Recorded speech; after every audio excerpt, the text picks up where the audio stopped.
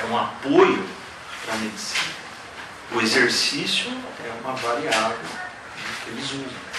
Assim como usam o remédio, eles usam o exercício. Mas você vai encontrar colegas na medicina, tem espaço na medicina, para aqueles que não têm muita preocupação com a intervenção.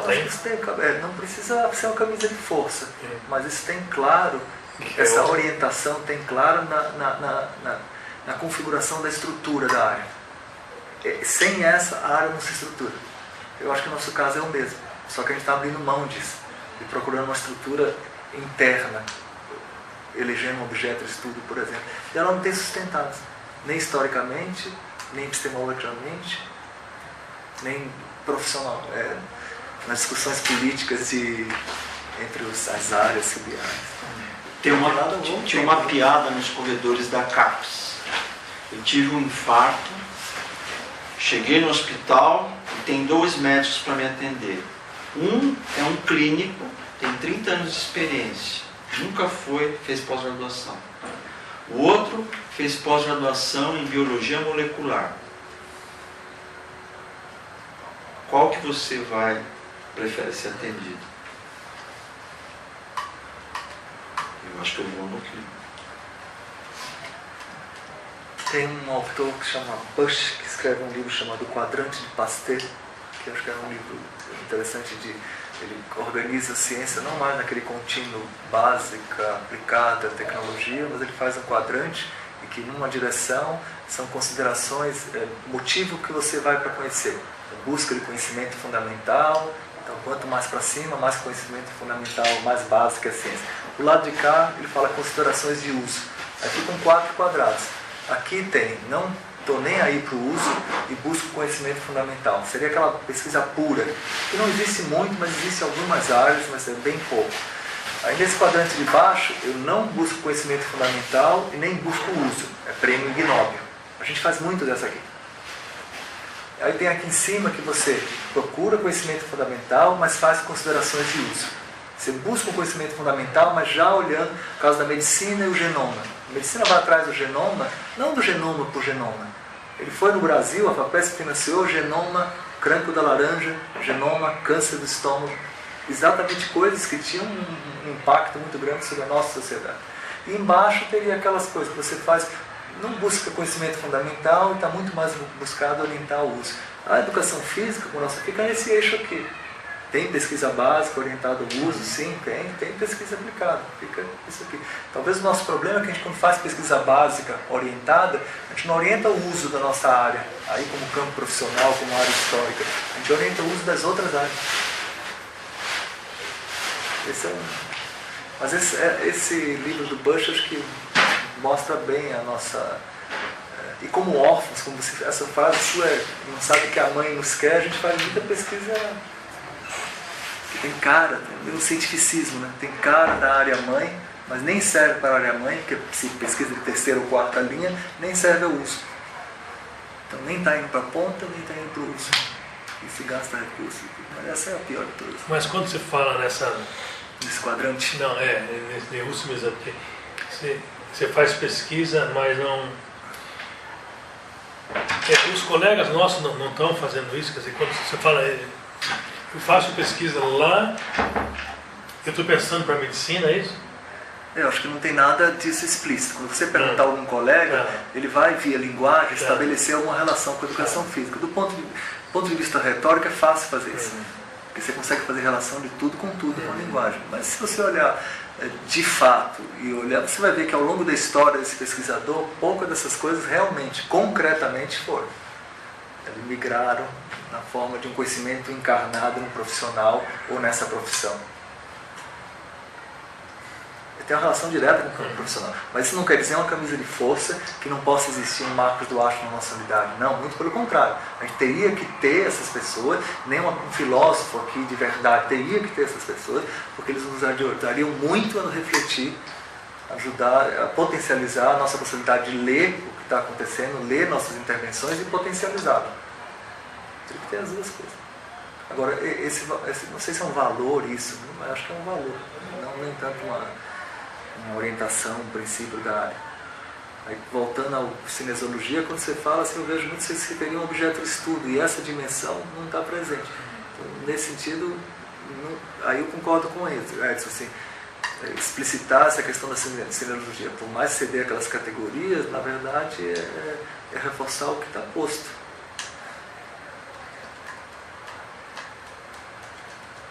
Eu, num determinado momento, quando esse desafio foi colocado, né, de como é que a gente responde a essa discussão. Você tem razão de ser a discussão. Pois é, quando eu comecei a pensar isso, professor, eu fiquei pensando também assim que eu achava muito saudável a educação física não ter uma definição, não ter um objeto, não ter ela ser aberta, ela possibilitar colegas da física, da história, da psicologia circularem, se articularem aqui, nós nos formarmos e podermos aprender a dialogar com essas áreas todas, com esses modos de fazer ciência diferentes. Eu penso que isso é mais saudável do que a gente encerrar a educação física numa definição, ou seja, a gente fechar do que a gente deixar aberto. O hibridismo, a pluralidade, do meu ponto de vista, é algo mais saudável do que o inverso. Então, nesse sentido, quando se tenta dizer não, porque a educação física não é ciência, porque ela não tem uma identidade, não tem um objeto, para mim isso desqualifica toda essa riqueza e essa possibilidade que essa área acadêmica permite, independentemente do nome que ela tenha. Sem fazer distinção de nomes nesse momento, mas assim, não é isso que torna a nossa área tão interessante. Por exemplo, quando eu atuo no campo da saúde, meu foco não é medicina clínica, é a saúde coletiva ou é a saúde pública. Esse hibridismo me qualifica. Hoje os colegas da área da saúde veem a educação física como uma real possibilidade, uma efetiva possibilidade de intervir na saúde das pessoas e não na doença. Quem cuida da doença é o médico, é o clínico, alguns fisioterapeutas, alguns profissionais de educação física até se envolvem com a temática da doença. Então, mas qual educação física elas enxergam? A qual educação física se refere? Ela se refere a essa educação física que atua na dimensão da saúde das pessoas. Para alguém estar doente, para alguém sair da doença, para alguém conviver com a doença até o resto da vida, como é o caso das crônico-degenerativas, você precisa ter uma saúde. Mas quem que elas chamam para fazer a intervenção? Professor de educação física. Qual deles? Pois é, o profissional de educação física. Não tem uma qualificação específica. Quando abre o concurso para a saúde... Eu entendo, mas aonde eu vou encontrar esse profissional? Pois é, aí ela está contratando... Das 780 escolas do Brasil, você vai encontrar alguém que viu basquetebol, voleibol, natação também? Não, e nem dá para trabalhar com basquete na unidade básica de saúde, né? Nem dá para trabalhar com vôlei na unidade básica de saúde. Mas você talvez coloque em acho que ali a mão, as duas mãos, locais que preparam profissionais com essa perspectiva. Né? Eu acho que é uma estadual mesmo, acho que é uma... com essa visão de trabalho, porque se você for analisar o que é feito através da grade curricular, é isso mesmo. Então tem aluno hoje que ainda quer as disciplinas consideradas, talvez ele fuja até dessas aí. Essas ficaram como disciplinas que caracterizam a USP.